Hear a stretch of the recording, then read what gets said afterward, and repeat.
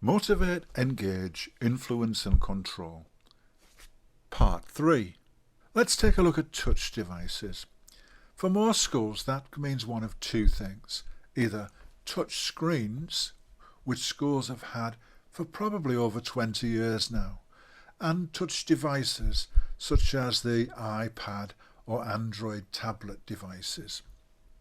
Touch devices are perhaps the most intuitive and easiest way of interacting with technology. I can say that with confidence because I know that you chose touch access yourself as your access method of choice. It's no coincidence that almost every mobile phone on the planet has touch access. Human beings come pre-programmed to explore the world around us with our fingers, and our students are no different. If the student is able physically to reach out and touch the screen, touch access would be my first choice for that student. Why? For the same reasons I mentioned earlier. It's intuitive, I touch something and something happens underneath my finger. It's also very easy to introduce choosing. I do that simply by putting two things on the screen, and the child can either choose this one or that one. In the same way as we did with the switch skills progression, we can break this down into a series of small steps, and I've done that here. We'll be looking at 3 levels which are most appropriate for the learners that we're talking about in this workshop. That's magic fingers, targeting big objects, and targeting small objects. And we'll look at each of those in turn in some depth. However, I want to start by talking a little bit about assessment. Often when we're considering technology for an individual, we're thinking about the here and now, what the child can actually use now, which is useful. However, we also need to consider what the child may use moving forward. We're assessing a student with cerebral palsy who, while they're able to actually reach and touch the screen, their arms are stiff and their movements are spasmodic. Their arms reach out to touch the screen, but without any real accuracy. They're kind of swiping or hitting the centre of the screen with their hand. While that may be useful now with cause and effect activities, once we start to introduce choosing, the student will then have to accurately target objects on the screen. And if the child is only able to touch the screen with little or no accuracy, they may never be able to choose using a touch screen. So for students like that, we have difficult decisions, and it may well be better to work with a switch with that student. Let's look at what the student will need to be able to do if they're to progress to choosing with a touch screen. For many of the students that we work with, their first interaction with a touch screen will be with activities like this, magic finger activities, where the child can touch anywhere on the screen and effects will appear directly underneath the child's fingers. The child doesn't need to be accurate, although it's useful to encourage the child to explore the screen with their fingers, moving their hands around. As the child's fingers make contact with the screen, effects appear on the screen directly underneath their fingers.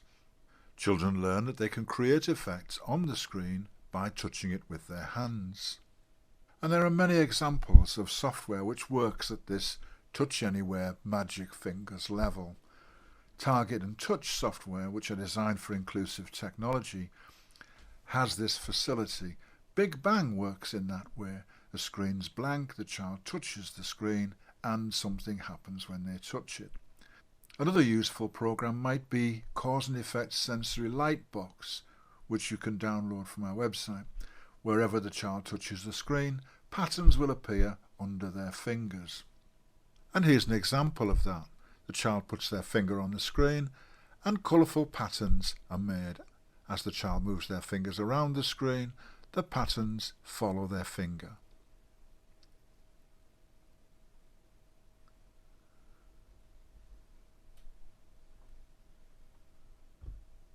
If you're working with a child at this level, encourage them to look at the screen, put their hands on the screen, and explore the screen by moving their hands around. They'll learn that they have magic fingers, that they can create wonderful patterns simply by touching the screen. When the students engage and interested in magic finger activities, we can then think about introducing targets. I would always start with a single target, and I prefer that target to be in the centre of the screen. The target also needs to be obvious, so I always work with blank screens and just the target. A busy background just makes the activity more difficult and harder for the child to be able to differentiate the target from the background. Here's an example of that using one of the activities from our website. I'm going to choose large targets by clicking this button here and select the touch here. You can see that we now have a large target which is appearing directly in the centre of the screen. As the child puts their finger on the target will change colour to highlight that your finger is in the right place. When the child removes their finger from the target, the activity will play. Bananas in pajamas are coming down the stairs. Bananas. The objective here is for the child to begin to develop some accuracy with their touching. Again, there's a huge amount of commercial software we can use to support work at this stage. There's also 500 plus activities on our website, all of which will allow you to place large targets in the centre of the screen for a child to touch.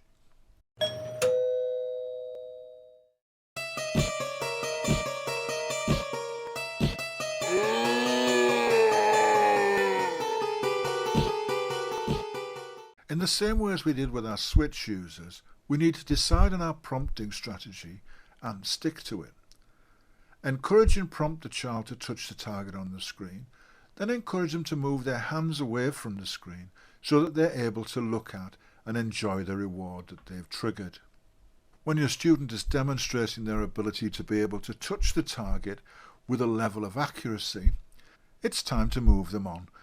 Moving on with the touchscreen means decreasing the size of the targets and moving them around the screen so the child will have to look for the target before they touch it. And again, there's a lot of software that you can use to support work at this level. Target and Touch from Inclusive Technology, and pretty much every activity that's available for free on my website. A lot of commercial software introduces peaking targets at this stage also. I'm not a huge fan. In fact, I'd go so far as to say, don't bother using them. For those unfamiliar with peaking targets, here's how they work. Typically the child will be presented with a blank screen, and very slowly a target will appear, creeping from one side of the screen or the other. So what are my objections then? Well, first, peaking targets assess vision, not touchscreen skills. The child has to look and watch and wait for this tiny little thing to appear on the screen, and when they see it and it's big enough and touch it, then they get their reward.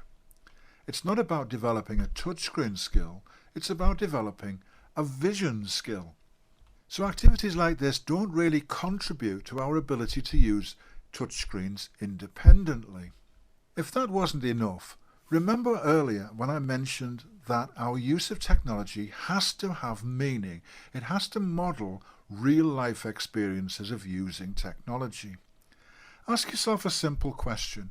When was the last time you waited for the Facebook icon to creep in from the corner of the side of your phone before you were able to touch it? The answer to that is never, because it never happens in real life. It's not a normal way that we would use a touchscreen. So why would we teach it? You'll find peaking target type activities in a lot of commercial software, and the reason it's there has nothing whatsoever to do with developing the child's use of the touchscreen, and everything to do with just adding a little bit more content to add a little bit more value to something. Activities like this mean something to the people sitting in an office trying to think them up, but in the real world they mean absolutely nothing, because nobody uses a touchscreen or any kind of touch device in that way. So those are our three levels. Magic fingers, where the student explores the effects their fingers make when they touch the screen. Targeting skills, where students touch and release a large target that appears at the centre of the screen. and more advanced targeting skills where a student will touch and release small targets that appear at different and changing locations on the screen. The developmental model for touchscreens progression goes on to introduce new skills, some of which are specific to mobile devices, like gesture skills, swiping, connecting things together, dragging and dropping skills, but they all inevitably lead towards choosing. And choosing with a touchscreen is quite simple. We just need to put 2 targets on the screen and give the child the opportunity to choose between them. And here's an example of that using one of the free activities from my website. With this example, I've placed 3 separate targets on the screen: a helicopter, a truck and an aeroplane. And if the child can then choose any one of those 3 activities, in the same way that they chose targets in the earlier activities, when their finger is on the target, it will highlight. When they remove their finger from the target, the reward will play.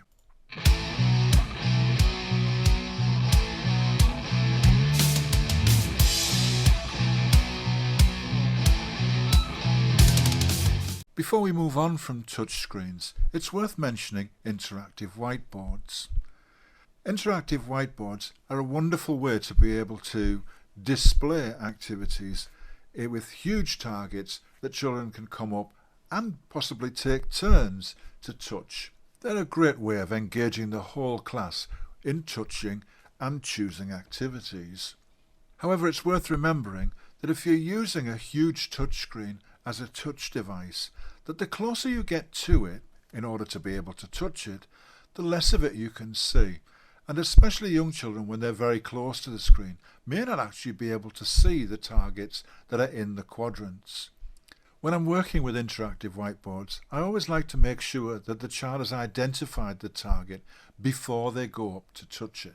I'm very conscious that I've talked a lot about developing touch skills with touch screens, but I just want to make it clear that everything that I've talked about is equally valid when we're talking about touch-enabled tablet devices like the iPad.